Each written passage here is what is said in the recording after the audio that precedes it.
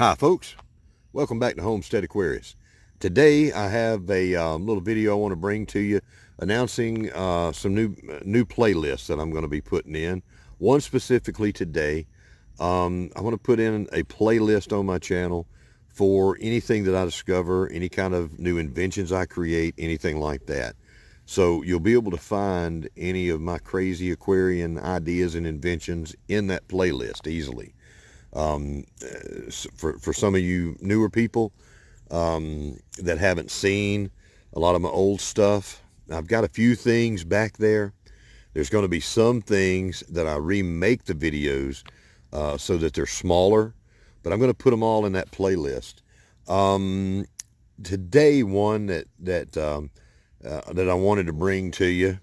It's not my walking stick with the spike on the end of it. This is a pretty simple thing. It wasn't my invention at all. I saw someone else do that, and since the invention of somebody picking up a branch to helping them walk, that spike right there, it's not sharp enough. I need to sharpen it up. That walking stick has become such a tool for me over the years because of that spike. Okay, it's not that. All right. And let's see. Here is a wonderful invention. I count on this invention. Somebody did that centuries ago. They discovered a way to hold up your britches. Okay? Now, that's kind of worn out, but that's been a good belt for me. And I won't tell you if that's my actual waist size or not. Okay, we're going to leave some things. I got a lot of holes there. Lots of holes. We're not going to talk about that. All right. What we'll talk about is this one little piece of well-worn paracord. I made this years ago. The reason I made that was initially to hold a water bottle. That little loop right there, and another one that I've made so many of these things. There's a way that you can take a piece of rope, a small piece of rope, and make an excellent hanger for a water bottle.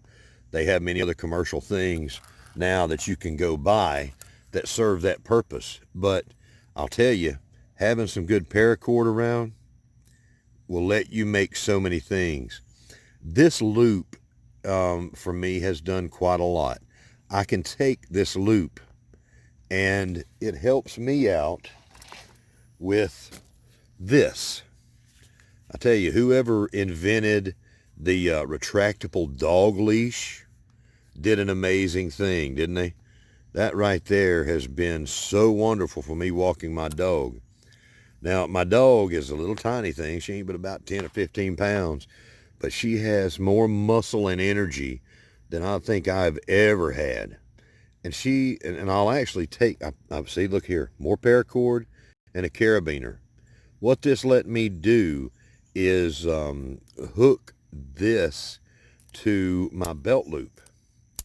But as strong as my little dog is and as much spirit as she's got, she was able to charge out on that at a cat or something else and break my belt loops. So what I did is made something stronger. Okay, so this little loop of paracord, I just hook it to that right there. Okay, boom, that's one-handed. Now I can walk my dog with two hands free. I'm not holding on to that. It's right there on my belt loop. Now this will help guys mostly, but maybe if you're a girl, you got that same situation, you got a belt on, you can do that. But whoever it helps, you know, that's fine. There are commercial things that are out there that they've learned about it, and somebody else discovered it and made them into a carabiner on the thing. But if you just got that, there's a little tip for you. Okay, carabiners and paracord. That's like Batman's utility belt. There's a couple other things I'm going to add to that later, probably, just for my everyday carry kind of thing. But this was on my mind.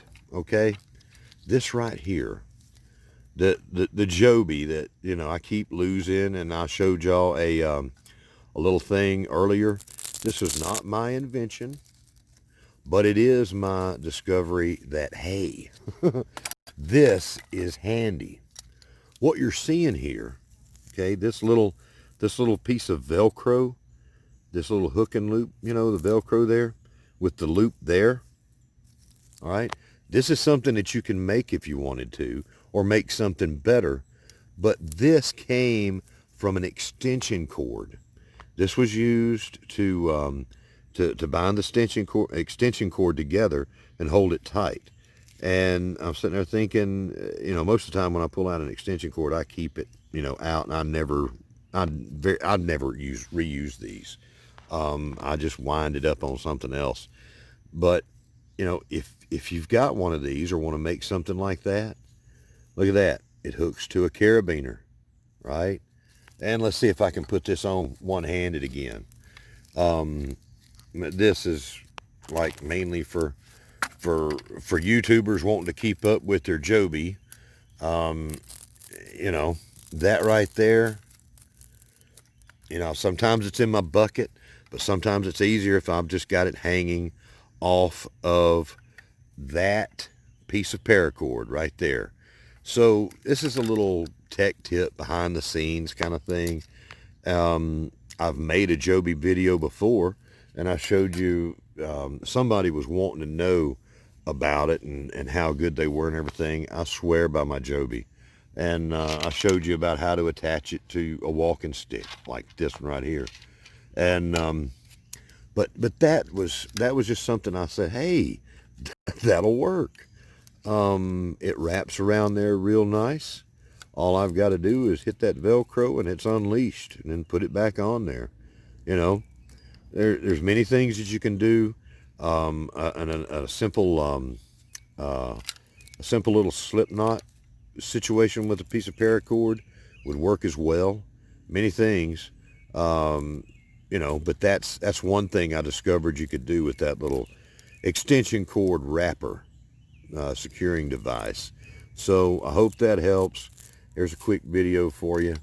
I did a cage video that was rather long not long ago. I'm going to go back and redo that one. That'll be in the playlist. It'll be a more trim version. And there's a few other things in there. And I've got one that I'll be bringing out soon with my aquaponics. I'll put that one in there. If that one works out, if that idea works out. I've got another one for a greenhouse, but it's so big. It's so big, and I'm still a little unsure about it. I don't know whether I'll bring that out or not. But if I do, it's going to be in there. I think I'm going to have to. I have to do something about that greenhouse. It's like one of those mosquitoes flying around that I've got to swat at and deal with. Sooner I get that off my mind, the better.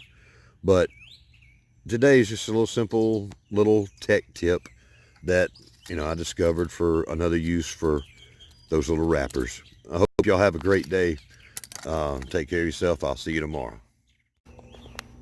Okay, what we're looking at here is the tadpoles that I put in here 2 nights ago, or two days ago. This is actually going on night 3.